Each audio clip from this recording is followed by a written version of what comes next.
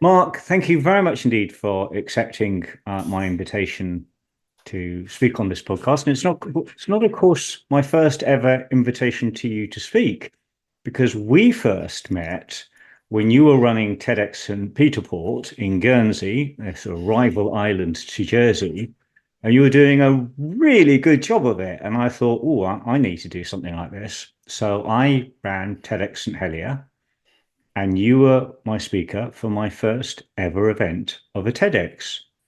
And of course, since then, you've been involved in the Dandelion Project, you've been involved in Thrive. And overall, all of these things seem to manifest your passion, your interest, your ability to build teams and really focus on social change. And you've used all sorts of vehicles to do that. And you're quite prolific and you're very engaging. And I'm wondering how all of that came apart. If you were going to introduce yourself, how would you introduce yourself? Um, it's funny. I always do that question in podcasts as well, just to, it saves people preparing.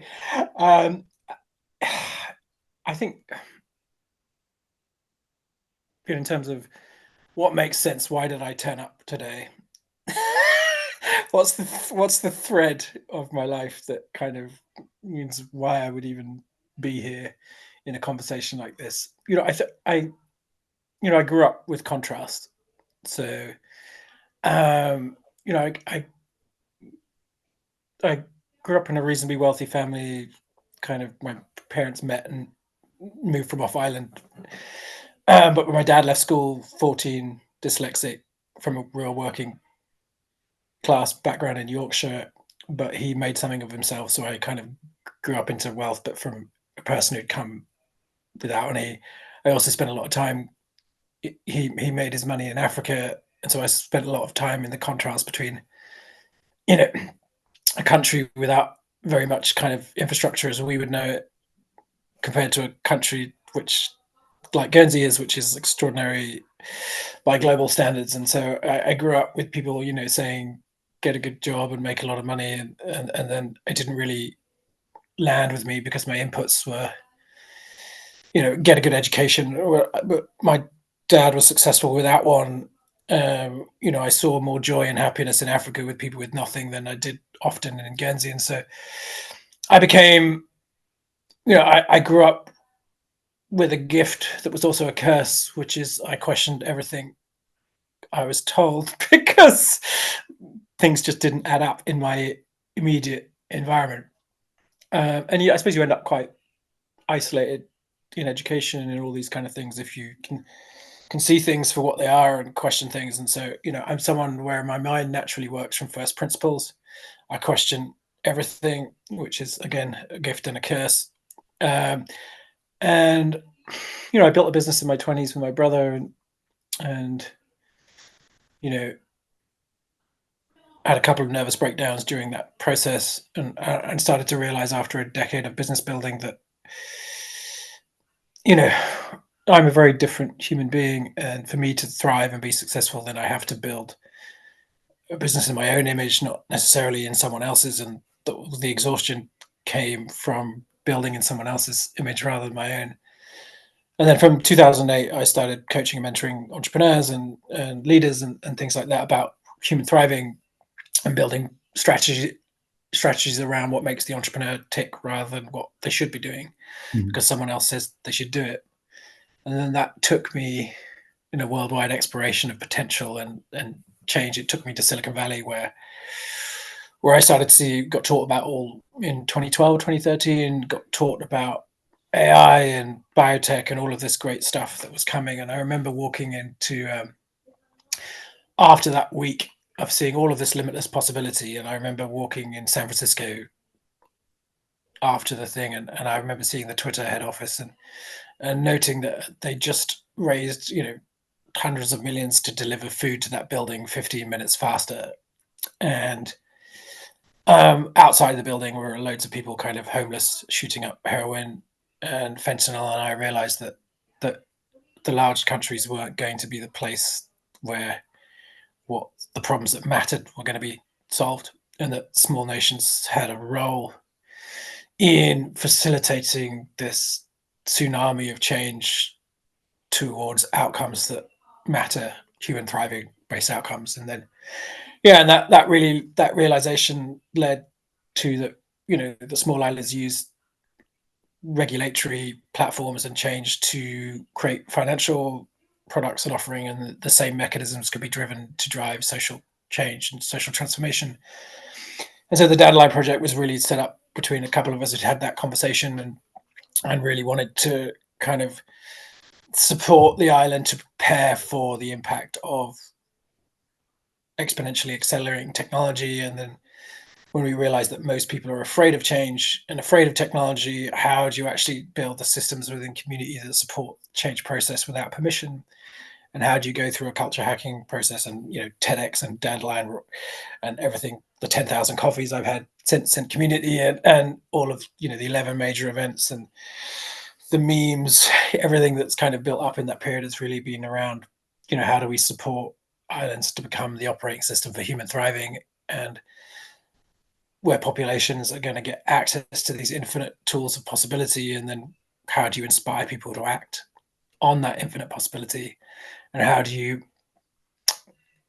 we collectively support the death of our old systems and the moving forward into new ones. And so that was really the invitation to our community, to knowing that we were going to go through a huge transformation process, knowing that things like COVID were always going to arrive, and that is the first in a sequence of many kind of societal disruptions that we will face through the transition over the next 10 to 15 years.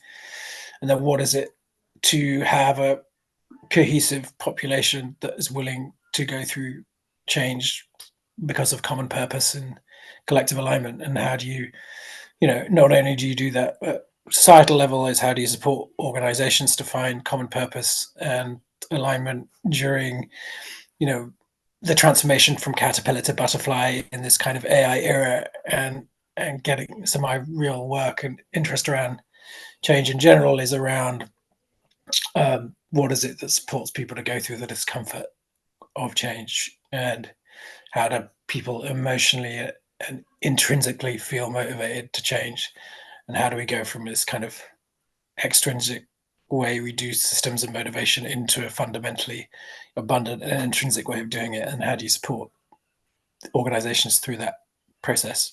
And an organization can be a country, it can also be a company, but it's the same process for me. And I'm interested, you are an outlier, but at the same time, you have great cohesion. You form teams. You're a great collaborator. So it's quite interesting, that combination of thinking, seeing different from everybody else, but still being able to bring everybody on board for them to share that vision. Because we met 10 years ago in 2014. It is literally a decade since. And a lot of the things, you're absolutely right, a lot of the things that you anticipated then have materialized. So how is that? Is it just because they are universal truths? How are you both an outlier and in with the majority? How do you manage that? Well, I mean, through the act of doing my 10,000 hours, right? The point is, I've taken the time to get to know people. And so, I grew up with wide spectrum of influence, right? And so it was like, okay, well, the people I went to school with is different to the people I'm related to, is different to the people, because I grew up Africa, wealthy, not wealthy, tax haven. So because of the extremes, I could see that people were very different and had all sorts of gifts. And so I've been, I think one of my main strengths is I'm just fascinated by people.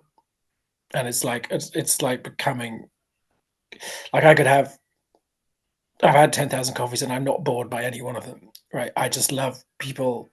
I'm curious what makes each individual tick, and what moves every individual to live into their purpose, or to live into their, the reason why they're here on this earth, right? And so like My gift is that I could do that hundreds of times in a row and never be bored by the act of getting to know people and loving the richness of the human experience to its fullest, you know, and being willing to go to spend time out of curiosity with people that have radically different views to me.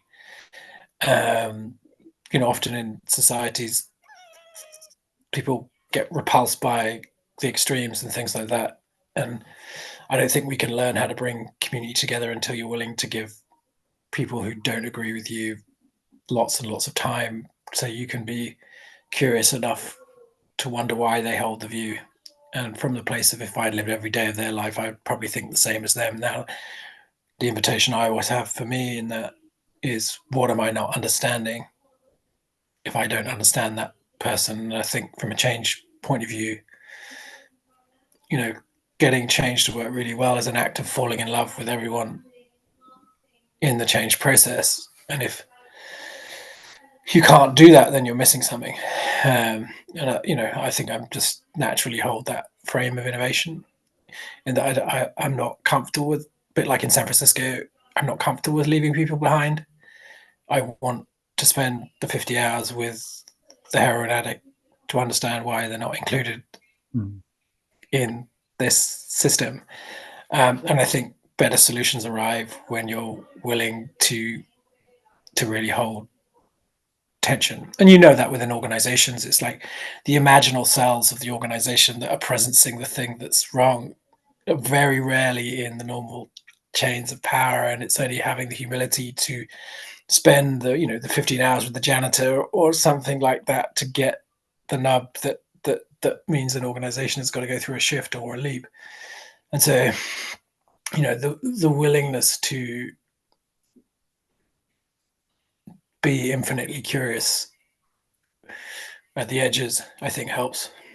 And I'm interested in that because the feeling that I get, and please correct me if I'm wrong, the feeling that I get is curiosity is more important than leadership. You continue to be a catalyst, a provocateur, rather than aspire to be a CEO, because you can change. You are a very capable person who does build very successful teams, Yeah. and yet you've not decided to stand for politics or be the Well, CEO. I'm always prepared to.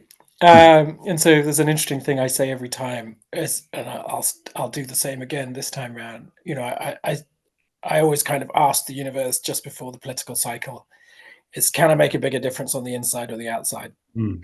And luckily, the answer keeps coming back. I can make a bigger difference on the outside, but I'm always prepared to. And now with AI, it's interesting how that may be changing because of the way that policies developed and how much time, how you can get through lots of documents, lots of emails, all these kind of things that would have put me off about running. Suddenly, I can build systems to actually make that a bit easy.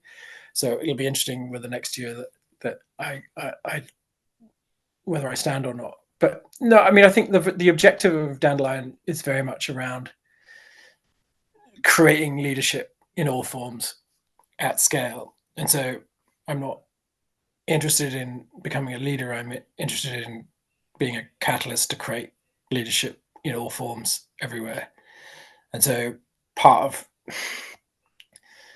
of what the unintended consequences of standing on a pedestal and leading is that you kind of drown the light for other people to step up into leadership. And if you're wanting to build capacity for change at large scale, then we've got to get out of that hero's journey, lone leader type modality and into the everyday acts of leadership that can happen in community, from picking up a piece of litter that you didn't drop to, solving a problem that you care about in community and taking the time to do it. And I think, from Dandelion's point of view, apathy is what we were trying to cure. And it isn't really sustainable to just whip people up into a frenzy and get people to follow you to put you in office or something like that. Curing apathy at community scale is calling people to lead when no one is leading them, and getting that culture change within a community or an organization that says, when you can see something is wrong, Mhm. do you feel like you have the agency to stand up and do something about it? Because, you know, how could the people walk into that office every day in San Francisco and just ignore the problem that was outside? And it's really interesting that point about agency, given that test that you give yourself every election cycle. Can I make more change on the inside or the outside? If you feel that you can make more meaningful change on the outside, what does that say about the agency of people on the inside? I think it's a curious thinking that actually you can affect better change. Why is that? Is that independent of Well, passion? I think it comes down to individual skill set. Mhm. You know, given it's a highly governance focused function, that's a lot of documents and a lot of kind of decision making and things like that. My skill set wasn't best focused to performing that particular role in community. That doesn't mean I haven't met, I think, brilliant people, some of which have run, some which haven't, that would operate extraordinarily well in a system like that. I mean, our consensus democracy, I don't necessarily think it's a problem with the structure. I don't necessarily think it's a problem with the people. It's just people have not been given the skills or learnt the skills in their life of what it means to do consensus decision making. And if we put as much effort in the community to knowing what it takes to hold dissenting views and still to like the other person that holds a dissenting view and be willing to stay in the discomfort to find the third way long enough. I'm really curious about that kind of skill, and reinventing politics, not by changing the systems or wanting better people, or voting someone different next time. It's how do we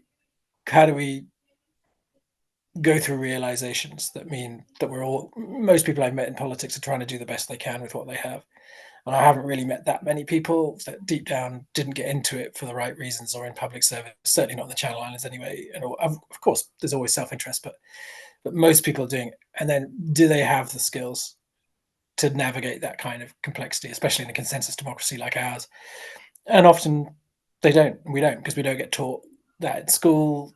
These are kind of, we're taught, to be silent and do what you're told type thing, and facilitating complex dialogue, and trying to find, you know, um, trying to find consensus isn't something that's easy to do from the lens of experience that we have. And so, I think through modeling, if anything, over the past 10 years, that always trying to demonstrate that there is a way of conducting yourself in public and a way of there is all of this innovation that goes on around the world that means there's always a third way.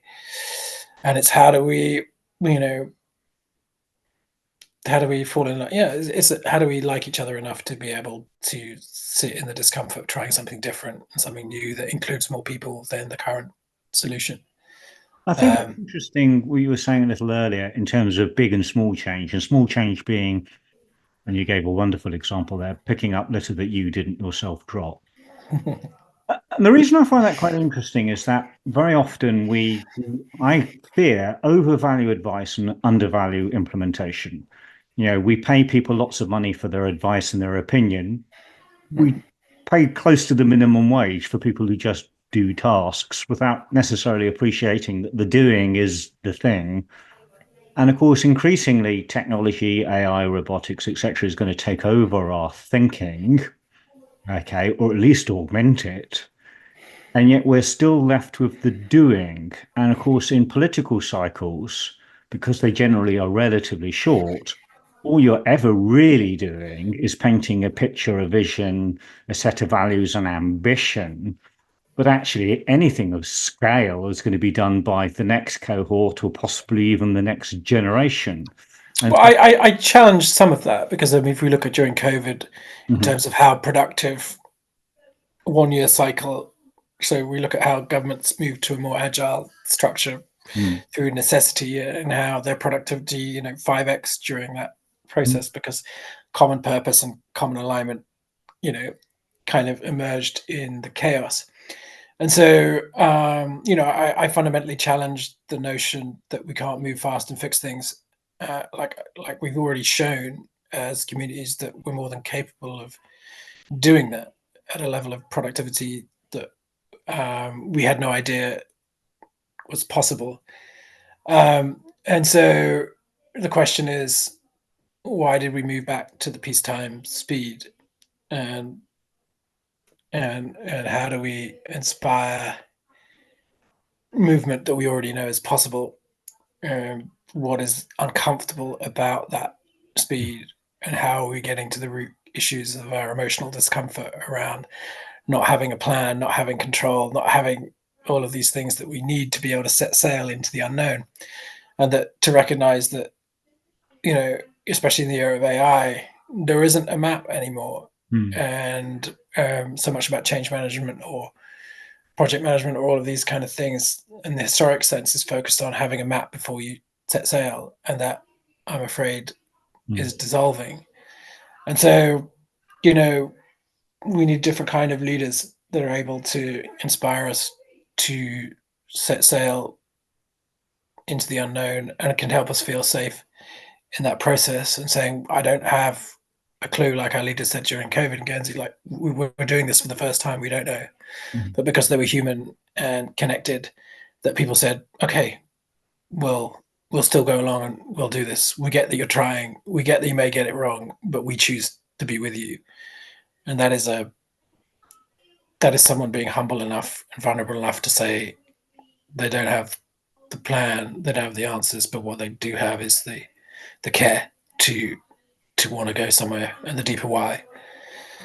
And so I think, through this period, I think the communities, organizations that will manage change well are the ones that can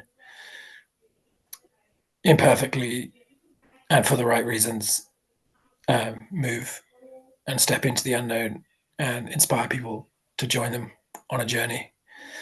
Um, you know, I think we'll see that the way that change was done was a bit of a kind of dead end and a red herring, and the idea that we ever thought the illusion of control was possible will be seen as a kind of blip in humanity's long and distinguished story, where they, for a brief time, thought they could have it all and control it all.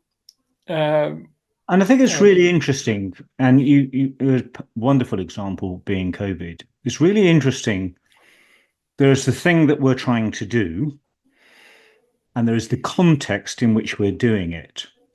And actually, sometimes perhaps the context is the bigger, more significant thing. It's the change of context that makes things easier or harder rather than the thing we're trying to do. I find that really interesting.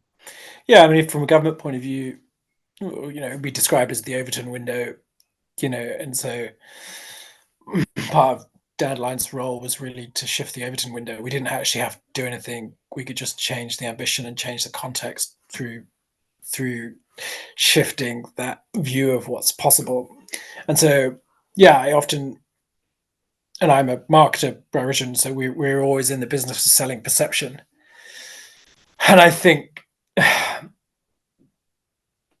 the most underutilized bit is this perception shifts, because everybody's in the practical of change management. These are the list of all the things to do, but they're not in the actually how do you shift the container of possibility, and what levers and mechanisms are there around that, both opportunistic because something arrives like AI or COVID, or that shifts the window, but also that recognizing that there are ways and processes that we can discover more profound meaning in what we're doing, um, without needing to change anything. It was always really interesting to me. I often have people coming to me at career crossroads and things like that, and they say, well, there's two ways to deal with this. One is you could, change job or career and to live the life of your dreams, or two is you could fall in love with what you're currently doing to a whole new meaning. And and the latter is much easier from a throw your life, burn your life up point of view. So, yeah, I think perception shifting or behavioral science or all of that kind of stuff, I don't think is used enough. And on the whole, I think I have fairly standard views on AI. I can see the pluses and minuses.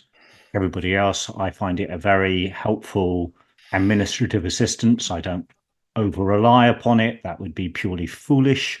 But I can see that it has, and what I would say is it has two things. One is acceleration, and the other is leverage.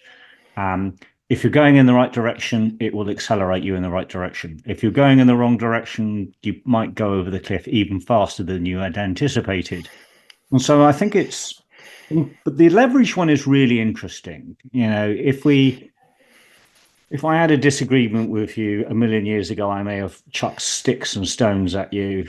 Maybe later on, I would have fired a Gatling gun. Later on, I'll throw you a missile, and now I can do you with atomic weapons. And so we can see that the leverage is going up and up and up and up, and therefore the consequences are going up and up and up. And therefore, to say it's just another tool is a bit like saying, well, thermonuclear weapons is just another version of throwing a rock. And it's not quite. I don't think it's quite as simple as a tool. And I think where perhaps in our life, I'm mixing metaphors here, where perhaps in life we would have learnt on a scooter, then on a bicycle, then on a moped, then on a motorcycle. The current generation with AI are learning to drive in what's the equivalent of a Formula One car. And I'm wondering what that's like for us as humans.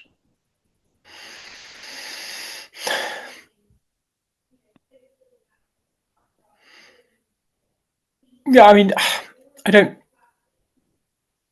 because you can ask AI to be whatever it wants to be. So if you say, can you be a level 1 teacher of this rather than a level, you don't need to be a Formula One. You can ask it to be a Formula One teacher or a Formula 50 teacher. Like, the question is, what are you inviting in really with AI? So it really is about how you curate its use.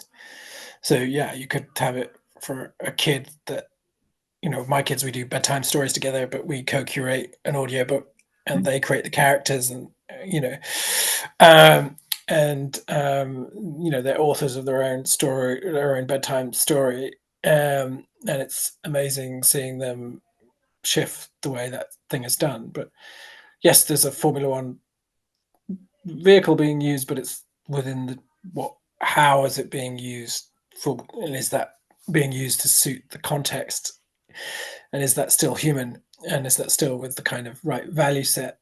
And so using it as a Formula One thing is a choice. It can be anything and everything in between as well, and that becomes, how do we navigate from a place of inner why and inner values? That means we don't have to necessarily use it as a Formula One kind of modality, but it can be. Yeah, and I advise a lot of people who are adopting AI, and I'm always like, never automate what brings you joy. And if anything, I did that in my first business, and why I didn't enjoy it is because the things I love to do, which was being with humans, that we automated and scaled the business to 1 million customers and then just built systems. But for me, I like to be with people, and so I didn't build the right kind of organization for me. And so,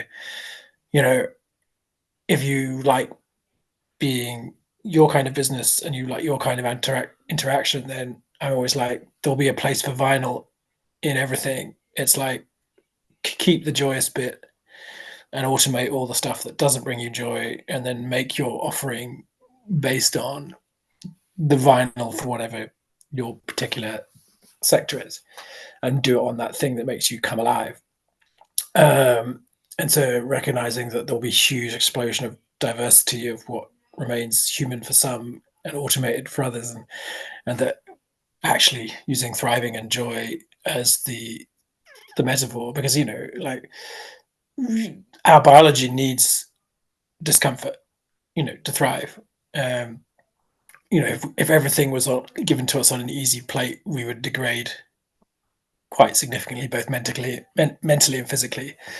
And so we do need some form of challenge, and we do need some form of joy. And so it's really like having this dance between how do we use it in a way that supports human thriving, bearing in mind we can amplify the opposite with the same tools. And so it's really around this self-awareness, both individually and collectively, around what is the deep why behind why we're using all of this stuff, which is again why the dandelion meme about happiest and healthiest country in the world was really about how do we seed into society something for us to line up around, recognizing, like in Silicon Valley, all of this wealth was going to arrive with all this technological possibility, be it finance industry or all of this. Now the question is, what do we do with this wealth? Do we just create more of it and leave more people behind, or do we actually use it for something? And so, be the same about the 4-day work week. Do we move to a 4-day work week because we've got all this AI? Do we share the wealth with the people that work with us? And these are the questions of our time, because in a world of abundance, you get obesity, and so we have these exponentially improving tools, but do we have the wisdom to manage them? And I think you make a good point a little earlier when you were talking about we are effectively biological beings. We're not a brain in a box. And actually, we know through neuroscience that, our thinking isn't all up there. There are other parts of the nervous system over which there is distributed decision making and the like. And you made a really good point. If we don't struggle, if we don't strive, if we don't do something, it has consequences. But the truth of the matter is, it has had consequences. We are in a mental health epidemic. We are faced in a world where people feel that they've lost their agency. They may feel frustrated. They may feel marginalized. And I wonder if that's because things potentially for some have become not necessarily easier. I mean, certainly we don't have the acres of leisure time that we were promised, but at the same time, we have microwave food, pre-digested TV, simple social media, 3-byte sound bites, etc. So it's in some respects become simpler, but not easier. That's an interesting conundrum, isn't it? Well, I don't know if it's become simpler, because we're living in and we're always seeing this book on the paradox of choice, Mhm. and how overwhelming and exhausting it is to live in a world of infinite choice. And we wouldn't have had that. Our biology is not designed for Mhm. infinite choice and abundance. It's designed for localized choice and and localized scarcity, and we're incredible at evolving in that dynamic. And yeah, we face new challenges around self-regulating, around what a pretty ancient piece of biology is designed for, and that we have to live in both spaces of one, meeting our biological and emotional needs, bearing in mind all the cognitive biases and things like that that exist within how our bodies have been perfectly designed as hunter-gatherer species to thrive in a in a in its historic context, and how we've actually broken that biology in terms of the way we built some of our systems, separating young and old people in terms of, from an industrialized care and industrialized education model point of view, but we've had unintended consequences by breaking multi-generational learning, play-based hunter-gatherer systems, and societies having its cost. And I think one of the interesting things about AI in this new era, it's about how do we return our systems that support our thriving, based in mind we've fundamentally evolved to living in a very different context to how we live in now. And how do we get the best of both worlds, which is the wonders of modern life, but also the honoring of our hunter-gatherer biology in terms of the way, we're designed to communicate and build. So something like Dunbar's Mm. law, but about we can trust relationships of 100, 150 people. And then we think about how the way we build big companies and big organizations that breaks Dunbar, and should we build out organizations that are far more fractal? Given AI, do we say, well, actually, there should be a limit to organizational size of 100 people, because and break big organizations down into more kind of hunter-gatherers, trust-based systems, rather than creating organizations that fundamentally don't trust anyone, because you can't scale above 100 in terms of remembering who to trust or not. And so I think we'll face a lot of these questions during this transition, which is, what supports us to thrive. And bearing in mind we're a social species, not an individual species, despite how we've got lost in the process. And how do we, redesign our governance or redesign our organizations to align with what it means to thrive as a hunter-gatherer? Trust has changed quite a bit. I mean, for example, perhaps in the 1950s, or F.W. Taylor or Henry Ford, our expectations and trust of our employers, a job for life, of government, of society, our social expectations and education, which are functions of trust. I think they're very different to what they are today. And our willingness or capacity to trust, or indeed cynicism nowadays with deep fake. But we have a tendency to trust certain news outlets and maybe not others. We have a tendency to trust or distrust certain politicians or certain public speakers. And I think what constitutes trust is now quite different. And yet we seem to be amazingly willing to trust. I mean, we follow frauds. Right now on Netflix, there's Bad Blood, which is the sort of film version of. Oh, sorry, Bad Blood was the book. The Dropout is the film version. Um, Elizabeth Holmes and Theranos, and on our TVs every night we have the post office, and I don't think you could have a brand that is more trusted than the post office, say 20 years ago. I think that's really interesting, because if trust is part of our cohesion, our relationships, our community, and it's changing, that might be a little tricky, isn't it? Yeah. But I like to say things happen at the speed of trust. And so, in Guernsey in particular, why we operate really well as a jurisdiction is because we're the size and scale of trust. Why the hedge veg can exist in Guernsey and it can't exist in a lot of places, because we're, by and large, bad actors get caught pretty quickly because there isn't a transient population and things like that. And so we, as a community, are able to build on a platform of trust, which is harder to do in larger cities or more transient places. And so the and our institutions and many things allow us to have trust that in other countries you just wouldn't have that level of trust. Growing up in Africa compared to Guernsey and seeing the institutional difference of what systems work because you've got trust and what systems don't work because you haven't got any trust. In a place like that, you start to understand that the role of trust and how it isn't fixed, Mm. and that there are many different ways to increase it, and there are many opportunities that happen on top of it.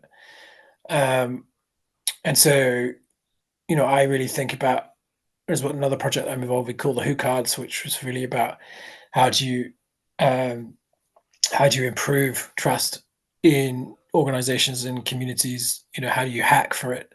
What is the process of deepening bonds between humans that can be applied to anything? And kind of the research in terms of that project really is around the link between vulnerability and trust, and that you can improve trust amongst people and organizations by just having people into more to deeper conversations. And the Who Cards was set up, and it's particularly relevant in AI because in the era of automation, what you do is not who you are, and because you may see yourself as, change whatever it is today, and that may be completely automated in the next 5 years. So who are you beyond the identity of your current role? Who are you? You're not the boss. You're something underneath that, something more permanent, beyond the story. And what we found is that the more you take communities through that realization of who is not what you do is not who you are, the more you can build trust in teams, because the more that place of common humanity arrives, that we realize we're all the same, we're all afraid of the same things, there's more that joins us together than tears us apart. And we're starting to know a lot more about how to support groups of people to trust each other more, and what is the process of trust building, and how do you take 40 politicians and get them to trust each other a bit more. What's the process, the journey that you would take people on to get better outcomes, and recognizing that we know a lot more about how to do that these days. And it's Throughout the conversation have talked, I think, in three planes: the politics, plans, and there's something there for about philosophy and psychology. And you seem to be able to move almost seamlessly between those, maintain a narrative, perhaps talk about politics, but understanding the underlying psychology, to really focus on getting things done, but to understand the context in which we are getting things done. Is there, of those three, or maybe something I've missed out completely, an area where you see yourself particularly strong, or yeah, is that a yeah, I mean, is that my something new already? yeah, I mean, I most of my life is on having coffee, so um, the bit that I like to do is my gift is really understanding what makes people tick, and helping people surface what they really care about, and then supporting them to line up Mhm. against that.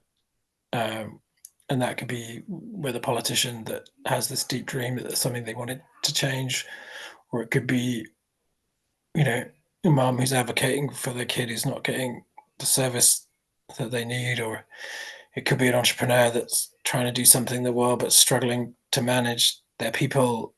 Like, it doesn't really matter so much. I think is most people already have the answers. It's just they've not been held in a way that allows them to unlock them. And Mhm. so, um, I think none of us will get anywhere close to our potential in our lifetime. So, um, you know, when we assume that potential is infinite, and that's quite a hard thing to get used to in a high achievement culture. Um, and so, being able to get people to take the pressure off Mhm. within that limitless context, and then focus on really what really matters. Um, there's this kind of other Japanese concept of kemawashi, which is the idea of consensus building Mhm. outside of meetings.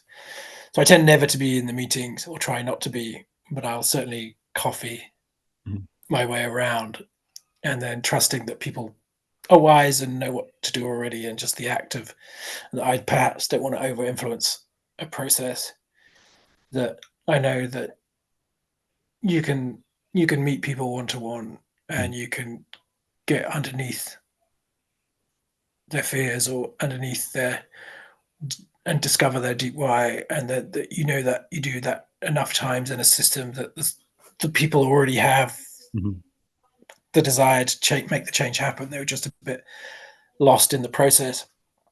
So my gift is really just being present one to one like this, and exploring, and then that space tends to open something up for people. And I don't really need to do any more than that. Really, that's enough. If I do that 10,000 times, then I've lived a good life, and made a bit of a difference doing it. Like, it's not my gift to do any more than just hang out. There's a marvelous book by Catherine van Udenhausen, and I hope I've said her name. You did a better job than I would. But we've had conversations, and she's written a marvelous book. She's written a marvelous book, Selfless Leadership, and it makes the point, actually, kind of let go of this idea of self.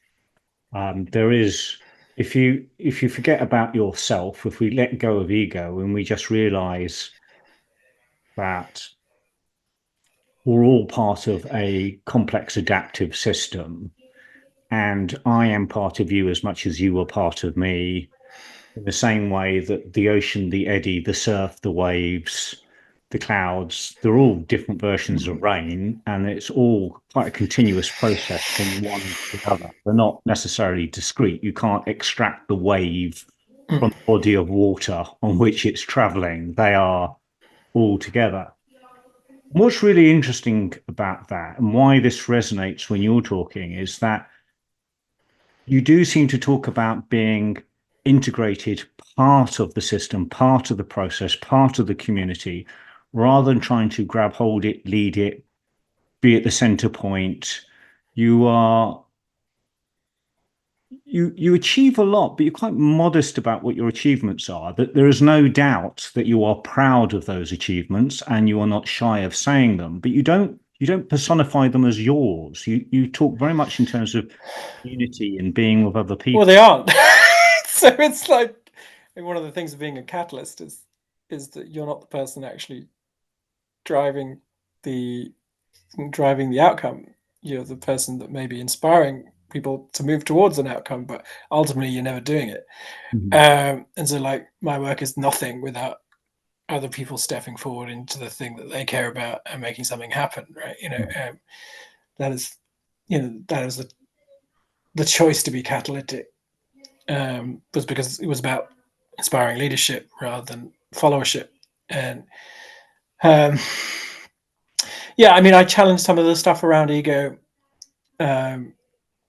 because egos can be a feature as well as a bug. And I I challenge some of this kind of, like, I do what I do because it's a deeply selfish act. I love it, right? And there's a Venn diagram where selflessness and selfishness overlaps, and to me that's the bit that's what's restorative and regenerative. Is you get into the self-suffering and sacrifice notion, you don't really build the right kind of world. And if you get into this all take, you don't build. The magic is in the sweet spot, whereas what's good for me is also good for you, and finding that that where the ego can be embraced rather than pushed away, because fundamentally we're not really being into the land of self-acceptance if we try and deny our ego exists. Mine comes through in all forms, but I've given up fighting it, and it is, I am who I am imperfectly, and I will, I will. Part of my gift is my ego, as well as something I have to be mindful of, that with great power comes great responsibility within that. And so it's just having the awareness of when the ego is a good thing and when it's probably not so helpful, but to the self has to be honored as well as the collective for things to really matter. And I think a lot of change makers, be it climate or be it people who are trying to make big things happen, is they one of the reasons why they're not that effective at making societal change is because they think through the lens of self-sacrifice rather than through the lens of self-interest is a feature of humanity. And the magic happens in change when self-interest aligns with collective interest. That in a world of infinite creativity and infinite possibility, there is no reason to do anything that doesn't doesn't line those two things up. And I think we'd be a lot further in the many things that we want to see change about society if we were more compassionate, more understanding that self-interest is a human trait that we're biologically designed for, as well as our capacity to be a social and caring species. And the more we know ourselves, the good and the bad, the more we can design solutions that work for us, that bridge deeper into society, that get more people engaged and moved on. And that in not doing that, in not having compassionate view of climate deniers, or why people wouldn't want to make the change. Why wouldn't people want to sacrifice and suffer for the collective good, which is a very Presbyterian notion, is that couldn't we create something that created more than it cost? And couldn't we be selling a more beautiful world to move towards that didn't have a deep loss of identity and self in the process? And what And, if we honored ourselves as well as came together in collective interest? And that, but it's easier, I think, for people to dismiss the other than it is for them to face the discomfort of that there's a deeper reason why people aren't moving along, and that human self-interest is one of them, and that until we meet those needs, we're not going to make the change happen. and looking forwards, possibly the next 14 years, but looking forwards, and you touched on this earlier when we talked about COVID, which I think in some respects we've moved forward and learnt from COVID, but in other senses, perhaps we've reverted back to old ways. And I think there's probably a mix of both, which you've alluded to. But when you talk about how we fundamentally embrace the future, do you think we are going to see a profound change? Do we need another COVID type event to sort of galvanize us, to provide the context for further change? Or do you see us almost harking back to the old way of doing things despite a very different context? Well, I mean, I wouldn't do what I do unless, I mean, at Singularity University, they talked about the US not being in existence by 2030. And, you know, I certainly don't see the end of the large nation state being able to survive AI Mhm. scaling. And so, the fact that I went all in on small nations and building the operating system for human thriving was because I saw the tsunami that we're moving towards. And so, uh, I think most people are extrapolating about AI from what they see today, not truly understanding what self-expanding superintelligence means for humanity, and what blue collar AI means, and all of this kind of stuff that's arriving. And so, and that governance is fundamentally going to change. Like, what we think of democracy and governance will look nothing like, how do we get work done, or how do we make things happening in 10 years will look nothing like it does today. Because we live in quite an extrinsic hierarchical way of doing things, but humanity is going to move to a more intrinsic network way of doing things. And when you apply that to the nation state and to governance in general, that means a very different world. And then when you start to apply that to how do we get from A to B in that transition, and we think about, say somewhere like France that, burns things down every time there's a change, or like Mhm. there's some societal issues in that transition that we're facing, be it be it Israel, Palestine, Ukraine, Russia, be it Brexit. These are all manifestations of algorithms at scale hitting Mhm. traditional governance. And so, it's going to get messy, and we need to move towards something different. And all I really know how to do, what my contribution to that process is, having coffee in islands, because I think islands have a role in creating a more beautiful future. Or, during COVID is a good example. The larger countries are still dealing with the chaos, while we as smaller countries were moving on to the practical what's next. And because we were more agile, more caring, that we were able to, to get through the initial tsunami, and then do things. And so, for me, humanity faces a choice. The tsunami of change is coming, and you either get not by the wave and go underneath it, or you grab a giant surfboard and try and have fun whilst being terrified on the wave that feels too big to be comfortable. But those are really, we can't avoid the change that's arriving, or the scale that's beyond our current imagination of how much change can happen in a small period of time, and recognize the world is about to go through a fundamental transformation in this period, and that we, face that surfing or drowning choice within that change. And I choose being terrified but on top of the wave rather than underneath it. That's all. But most people still have their back to the beach though, so can't even see that it's coming. And so an unwilling is like, don't look up. It's like we're kind of cognitively dismissing the amount of change that we need to go through in the time that we have to go through it. And it's only when the wave arrives that we start to face it and start to work together to solve many of the challenges within that space. So, I've done what I best I can to prepare for that wave in Guernsey, and I hope other people are doing the same, and then we'll see what happens. But I think, when I look back when we actually, met, I've got to go in a minute because I'm late to pick up my son. So when I look back now at 2014 and the things that you anticipated with a high degree of accuracy and precision, and not just the things themselves, but the circumstances and the behavior change that were necessary, it's clear that you are good at prediction and you have identified. I would say Ray Kurzweil.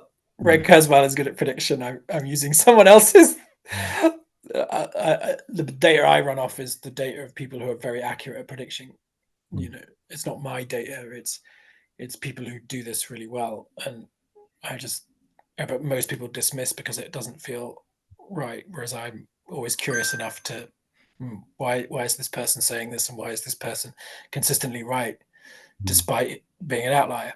And so, the information around Moore's law and exponential takeoff has been out in the public domain, but you look at the climate bodies, they keep predicting linearly, and it changes exponentially every year. And it's like, and still the next year they'll still predict.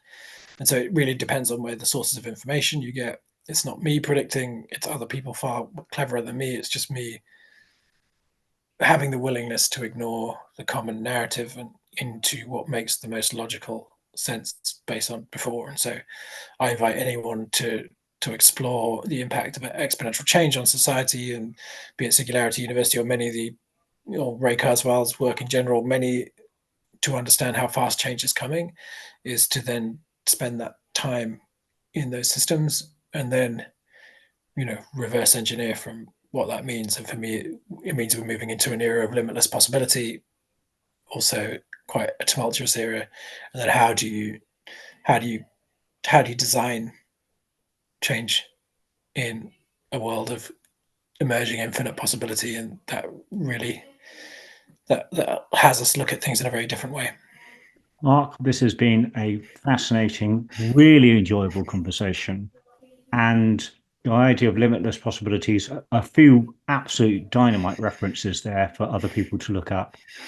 Thank you very much indeed. I certainly look forward to a part 2, and it won't be 14 years. And certainly, if you do decide the next time you work out whether you want to be in the system or outside the system, I will follow the next political cycle with keen interest. But Mark, you have been a fantastic guest, an enjoyable friend, really thought-provoking. Thank you very much indeed. Thanks for having me, Tim. Thank you.